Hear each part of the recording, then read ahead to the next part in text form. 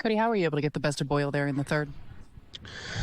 Um, Honestly, he's got really, really nasty stuff. A lot of guys had a lot of good ABs in front of me. I think it was Wells and Ben Rice, and had a few guys on base there. And, honestly, just didn't try to do too much and just try and put my best swing on the ball.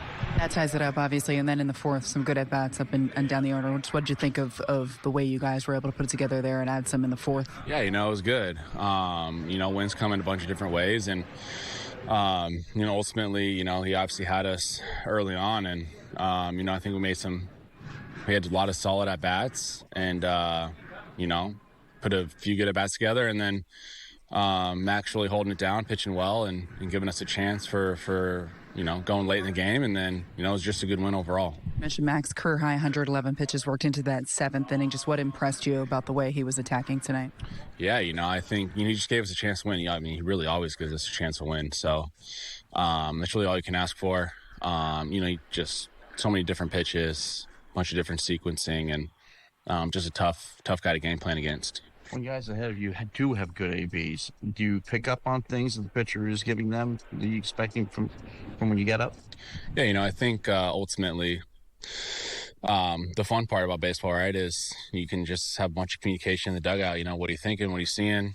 Bunch of good at-bats in front of me. And, like I said, I really just try to put a good swing on the ball. You've seen Volpe make a lot of good plays this year. Obviously, first couple of years, one of the top shortstops in the league. When a young kid is going through something like this, do you talk to him? Obviously, he's a hard worker too, and your confidence to get out of it a bit. How can, as a veteran guy, try to help a young kid get through what she says is the first feeling slump of his career? Yeah, obviously, 100% the ability's there. I've never played shortstop, so I know what comes with it. It's a demanding position, mentally and physically. So, I see the way he works, and he's a freak athlete, and I got all the confidence in the world for him. How do you know when is a good time to talk to somebody in a situation like that? Sometimes you just let them write it out. Yeah, I think for me,